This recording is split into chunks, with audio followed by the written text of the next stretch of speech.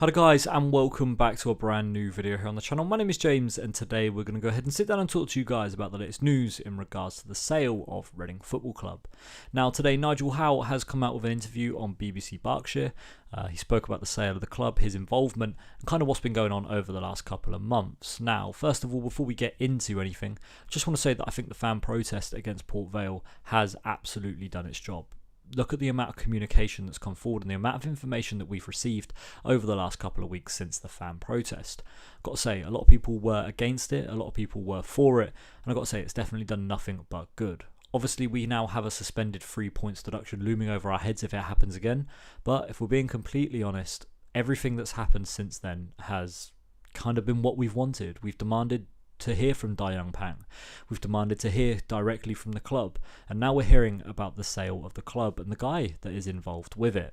Now, for a lot of people who don't know who Nigel Howe is, he's someone that's been involved in Reading Football Club for a very long time. He was around during the John Medeski era and has been associated with good times at Reading Football Club. A lot of people, though, have mixed opinions on him, and I'll leave it at a lot of people know the devil themselves. Now, in terms of this interview, I've got to say thank you to Talk Reading for the notes that they've left on Twitter. I am kind of just going to take it from there. I'll leave their tweet on screen for a little bit, and then obviously I'll go because I'm just going to run through each point as we go through it. But yeah, thank you to them for leaving the notes. Now, in terms of the sale of the club, the first bit of note is that Dye was stop-start on whether he wanted to sell, but is now committed to a full sale. Now, first of all, this piece of information I can't believe. I honestly don't believe it at all.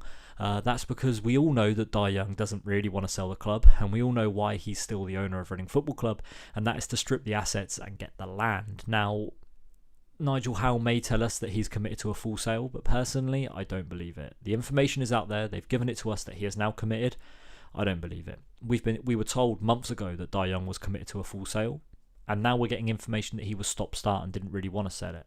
So I think that's all we need to know really, is that this was something that the fans wanted to hear, and I think this is why he said this. Is he actually committed to a sale? I still don't think so. We can only go off the information that we're given though, right?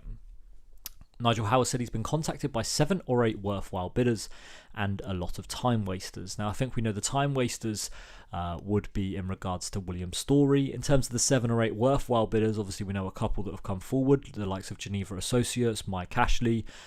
There was the other fella that come forward as well just the other day that it came out about him. That guy that tried to buy Birmingham as well. Can't remember his name off the top of my head, but that's just a couple that we know about. Obviously, it seems like there's a few more that have come forward as well that the fans don't know about just yet. It's exciting because obviously we could get this new owner. It's also scary because we don't want someone that is just like Dai Young. Now, he has said that he had conversations with Mike Ashley. They occurred 6 to 7 weeks ago, but nothing materialised as it looked like Dai wasn't funding the club at the time. Obviously, with Mike Ashley, he is my preferred bidder personally. He's my preferred owner. I feel like in terms of Mike Ashley as an owner, he runs football clubs like a business, and he did that with Newcastle, and I would love to see that happen once again at Reading. It's the same strategy that John Medeski went forward with. If you're going to invest it, you're going to make a profit off your money at the end of it. And if you look at Reading's transfer philosophy throughout that time, they were scouting in lower areas where they were able to pick up players for cheaper, and they were able to sell them on for more money, and it also came with a lot of success at the time. Reading were almost like the original Brentford. We were going to the League of Ireland and picking up players there. Brentford are going off to Denmark and picking up players there. I feel like Reading were almost like that original, almost like a Moneyball philosophy where you pick up the best players in the worst teams. Reading were going there and picking up the best players in Ireland. Kevin Doyle, Shane Long, they were picking up Dave Kitson at Cambridge. They were looking at these players at the time who were just the best in their positions, right?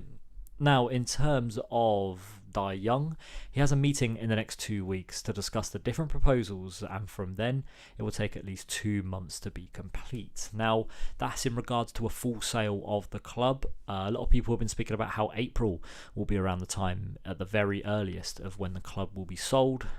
Dar Young's set to have a meeting with Nigel Howe in a couple of weeks. Be interesting to find out whether Mark Bowen and Ruben Selles are in this interview as well. Obviously, we're just a week before the transfer deadline day, and we're hoping that no more players get sold. I think if they do, it could be a disaster for Reading. I think if the likes of Sam Smith, Harvey Nibbs, maybe even Charlie Savage get sold, it's going to be difficult for Reading to succeed. And I really do feel bad for Ruben Selles, as the man has started to pick up results and started to put it together on the pitch. He's found the right tactic and the team are starting to gel now, but they've got that looming worry of whether or not players will be sold. The training ground and the club is in one entity. The stadium is in one and the car park is in another split entity. Again, that's very interesting to hear, as the club and the training ground are going to come as a package straight away. Again, that's good news. Obviously, Reading have one of the best academies in the country, a Category 1 tier academy.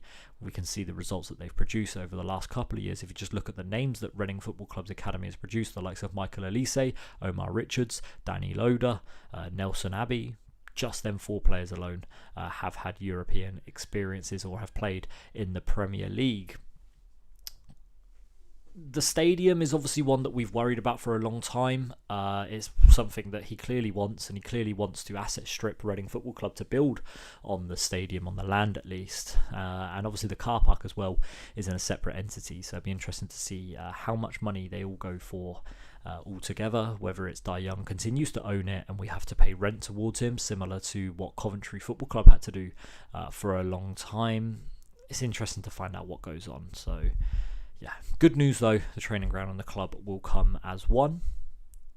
The next one was a quote from Nigel Howe saying, "I've always found him very good to deal with." That was in regards to Dar himself. I don't know what to make of that. Listen, we know who Dar Young is and we know what Dar Young is. Nigel Howe said he's a good guy almost essentially, and that he's easy to deal with. If anything, we found him very difficult to deal with. Still no communication coming forward from him. I think that's all we need to know. Howe has said that he's solely involved in selling the club and nothing to do with the day-to-day running. Again, I think this is good news to hear. I think Mark Bowen being the guy who's involved in the day-to-day running of the football club and the whole football side of things is a good thing, as I think Mark Bowen has done quite well. Yes, we can talk about how the communication potentially may have been wrong. He spoke about how we're nearing the finish line with the takeover a couple of months ago. I think that was in regards to the Geneva Associates taking over the club.